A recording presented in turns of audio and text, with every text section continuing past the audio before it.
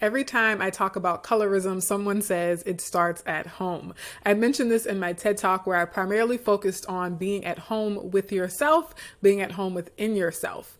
But in this video, I want to share strategies for how you can upgrade your physical environment, your physical home, to support your mental health. And I've designed these tips to apply to most people who have a regular space to live or to sleep, whether that be a couch or renting an apartment with and without roommates or owning your own home. And this can also apply to your office space or your workspace. And I've personally lived in or had spaces like all of the above. I have slept on my brother's couch. I've had roommates in apartments. I've had my own apartments. I owned my own 3-bedroom home. I've had my own office as a college professor. So I have firsthand awareness and experience of how these strategies could apply for you in most circumstances. I'm not going to go as far as saying any and all circumstances, but the vast majority of you will be able to use one or more of these tips to upgrade your physical environment. And if you're like me and you currently travel a lot, so I am spending a lot of time in temporary rentals like Airbnbs. So for traveling, I also include my suitcase and my luggage as part of my physical environment, part of my home environment. So if you are someone who lives out of a suitcase frequently, then you can count your luggage or even your duffel bag as part of the home environment where some of these tips and strategies could apply. That first strategy is to think about how can you take good care of the space you're in. This includes questions like, what can you clean? What can you dust off? What can you mop or sweep or wipe down? What can you organize or declutter if you have bookshelves or drawers or just the room itself? Is there a way to keep it clean, to keep it tidy, to keep it neat and organized? Most people, even if you're just sleeping again on someone's couch, you can fold up the sheets, take your pillow and put it aside when you're not using it. And I'm starting with this strategy because it's the one that most people have within their control. Just about anyone who's watching this has some ability to keep their physical space clean and tidy and decluttered. And again, I'm offering these tips and strategies to help you focus on what is within your control. So if you live with roommates, for example, who are not the cleanest, who are not the tidiest, what do you have control over? Is it your bed? Is it your closet? And if you're like me, external clutter definitely reflects my internal clutter. Oftentimes when I look at my physical space, if it's messy or just not clean and tidy the way I would like it to be, it is a reflection of being stressed or overwhelmed and sometimes being depressed. However, it's a two-sided coin because the clutter and the lack of tidiness also adds to my stress. It also adds to my overwhelm when my physical environment is not organized and arranged in a way that feels good. Just like when you take a shower or wash your hair, you just feel good. Even if you were sort of in an emotional funk or an emotional rut, you kind of wash off the funk, literally, And so it's the same with my physical environment. When I do a cleaning or a tidying of my desk or a coffee table, then I just feel better in that space and therefore better in my body. Some of you might be thinking, like, how can something like cleaning my house really support my mental health? It seems like such a small thing, and it is.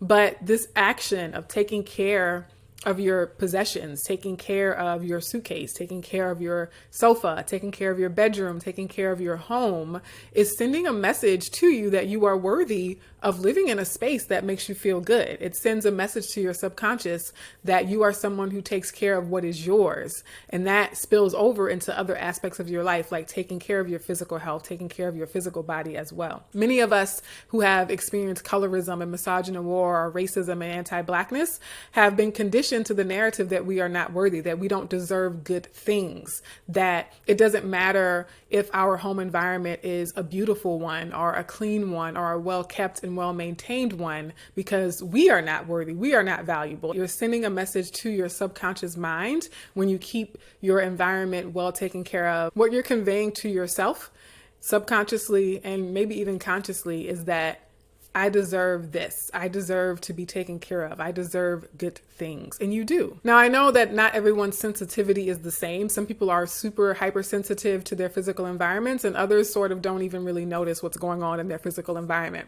So, of course, any of the tips I give, I encourage you to experiment with them for yourself. See what works for you. See how you feel. after a few days of trying to make your bed or organize your desk. And if it doesn't work, then let's move on to the next tip. Now, the second strategy is two parts. I'm going to start with the first part. It is, what visual elements can you remove from your space? Definitely consider how what you see around you is always sending messages to your subconscious for better or worse. I believe physical objects carry energy that can impact our energy as well. And so if there's something in your physical environment that just energetically makes you not feel great, that makes you feel a little off for whatever reason, you don't have to understand why. Is it something you can remove from your space? And if you can't remove it, can you move it out of your line of sight? Can you hide it in some way? So I do this all the time in Airbnbs. There's always something that I just don't want to see in front of me, either for whatever reason. Sometimes it's like a mop or a dustpan or like a dish rag that I don't care to see around me in my physical environment. So what I'll do is, since it's not my property, I can't just toss it out or donate it, but I can put it in a closet. I can put it in a drawer or a cabinet, or put it under the bed or behind something, so that I don't have to actually see it while I'm renting the Airbnb. And my mom has actually done something in her apartment where there was an electrical box above her TV, right? And so if you think about watching TV and having to stare at this unsightly electrical box all the time, that might not be conducive to that feeling of home and that feeling of comfort. And so what she did was she found a beautiful painting of something she does like to look at. It was the right dimensions, and she covered the electrical box with that painting, right? So think about, again, relative to your unique situation, are there things that you can donate, things that you can sell, things that you can give to people that you don't want to see? Now, the other side of this strategy is, what can you add to your space? You can just think about, what do I want to speak into my life? What is reminding me of the best of who I am? What are the things that when I do look at them, I smile? What are things that remind me of my goals, that reminds me of the life that I want to live, how I want my everyday life to feel and to look like and sound like, right? And so how can you add things like affirmations or beautiful art of dark-skinned people, right?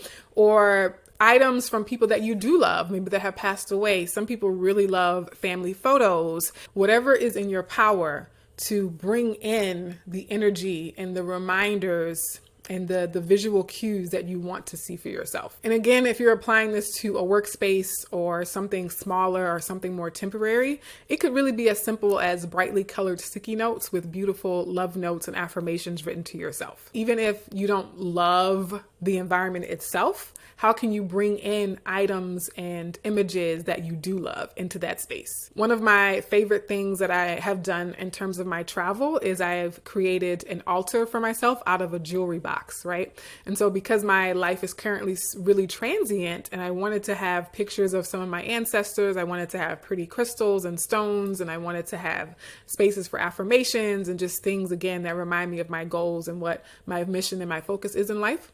I decided to create a traveling altar and just did a Google search on how to do that. And they recommended using a jewelry box. So again, think about how you can have something that even if you're just living out of a suitcase, you can easily fold it up or close it or pack it, but it's still that additional thing that when you open it, when you look at it, when you see it in your duffel bag or in your cubicle or in your living room on the fireplace mantle, it just really reminds you of the best of what you want in the world. And I just want to emphasize that for the purposes of unlearning colorism and healing from misogynoir and unlearning and healing anti-Blackness, really emphasize affirmations and visual images that speak directly to that.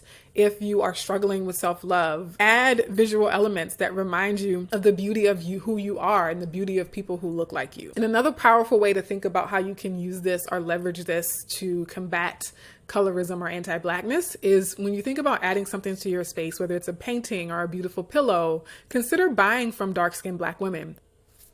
Let's move on. Okay, so in building on the strategy of adding things that you see in your environment, I also want to share the strategy and the tactic of going multi-sensory.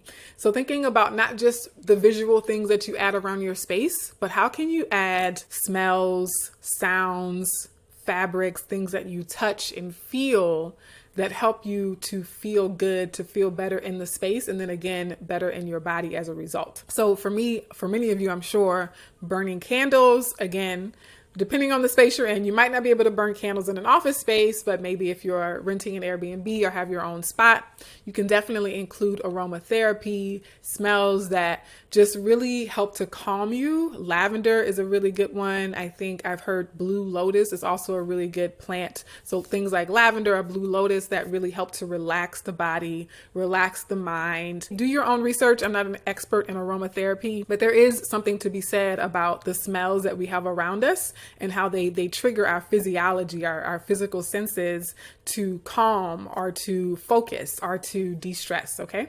And then of course, one of my favorites, if you know me, if you followed me for any amount of time, is music. I mean, you might hate where you are, but I guarantee if you put your favorite song on, whether it's your headphones or putting it out on a speaker, you're gonna feel a little bit better. Even if you're not in love with like, oh, this apartment or this office space or this car or whatever is not beautiful. It's just not what I want for myself. Changing what you hear when you're in that space is such a powerful way to upgrade the space itself. And so that can be music, that can be playing a podcast in the morning or in the evening, listening to audiobooks, even just like listening to nature sounds. That could be a great way to upgrade the physical environment. And so sometimes when I'm working, when I'm doing a work session, I will put on the sound of a stream or ocean waves or nature, right? And so really changing my physical environment through the option of sound, of auditorily, what I'm hearing around me, as well as, again, what I'm smelling, putting on a nice candle. I just want to emphasize that I'm not just making these things up.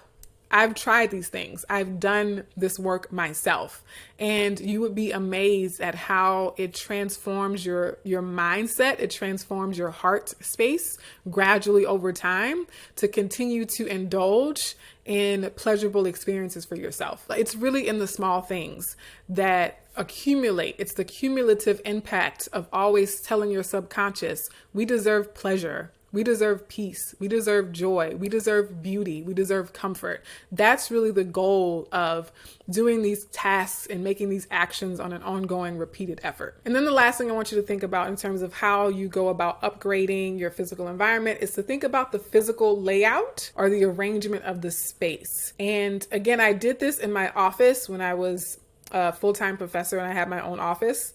I did not like the way the desk was arranged. I didn't like the way the bookcases were arranged. So I moved the bookcases around. I moved the tables. I moved the chairs so that the space functioned differently, so that the space functioned in a way that I liked. Allowing yourself to be more comfortable and experience more pleasure in your physical environments, it does go a long way to making you feel better and supporting your overall mental health. And here's a little extra secret about the tips that I'm sharing here.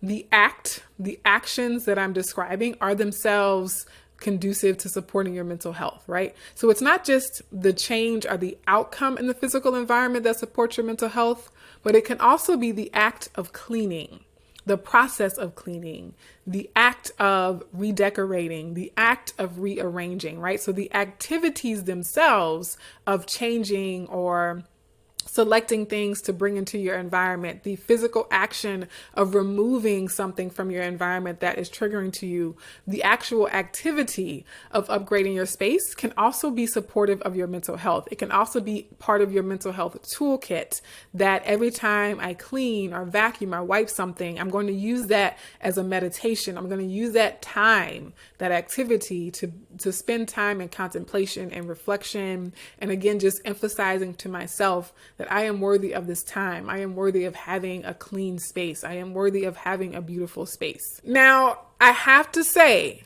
okay, that even with all of these tactics, even with all of these tips, there will be some of you who do every single thing I've mentioned. You will take every idea and you will apply it to your situation, and still you might be unhappy in your physical environment. And if that's the case, sometimes you just have to move. Sometimes you just have to change your address. And if that's you, then I encourage you to watch this next video, which is popping up here on the screen right now, about how you can choose a location that best supports your thriving, particularly as a Black woman.